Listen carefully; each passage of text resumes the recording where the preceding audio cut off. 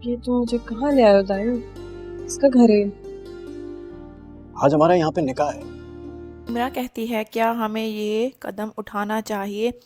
दाइम कहता है तुम्हारी माँ ने हमारे लिए और कोई ऑप्शन नहीं छोड़ी, इसलिए हमें ये कदम उठाना ही होगा।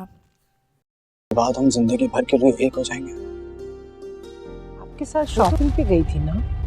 गई तो थी वो मेरे साथ, लेकिन जल्दी वापस आ गई थी। कह रही थी कि उसकी तबीयत सही नहीं है, चक्कर आ रहे थे जब उसे। अरमीन को पता चलता है कि निम्रा शॉपिंग मॉल से जल्दी वापस आ गई थी तो वो फ़ौरन दाइम के घर जाती है और वहाँ देखती है कि दोनों निकाह कर रहे होते हैं। तो निम्रा को अरमीन खींच कर लेके जाती है और कहती है कि तुम्हारे भाई और तुम्हारे बाप को पता चला तो तुम्हें जान से ही मार डालेंगे। तो निम्रा अपनी माँ के आगे हाथ जोड़ती है और कहती है मुझे माफ़ कर दो, आपने हमारे लिए और कोई रास्ता नहीं छोड़ा था, आपके होते हुए ये शादी नहीं हो सकती थी, इसलिए मुझे ऐसा करना पड़ा। हम दोनों को अपने गुनाहों की माफी मांगनी चाहिए सिकंदर, खासतौर पे अनुष्य वाले गुनाह की।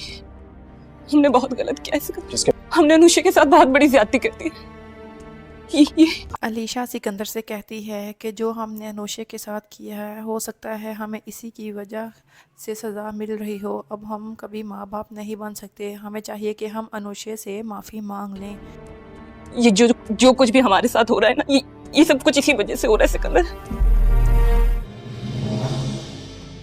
क्या हुआ? परेशान लग रही है?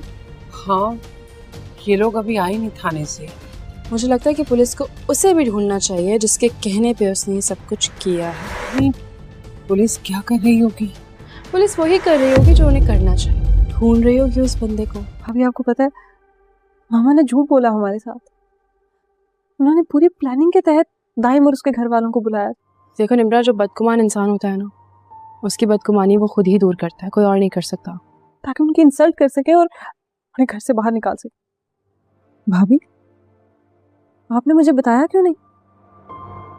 वहीं दूसरी तरफ जब हमज़ा को पता चलता है कि निम्रा ने शादी कर ली है तो उसको अलीज़े बताती है कि ये सब तुम्हारी माँ की वजह से है। जब दाइम हमारे घर आया था तो उन्होंने उसकी बहुत इंसल्ट की थी, इसी वजह से निम्रा ने शादी की है।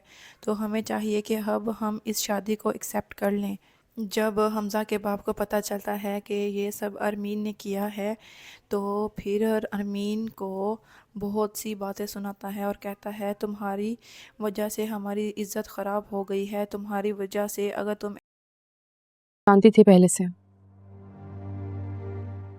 टाइम ने कॉल की थी मुझे, मैं तुम्हें कुछ भी कहती तुमने यकीन तो करना नहीं था, इसलिए मैं खामोश रही।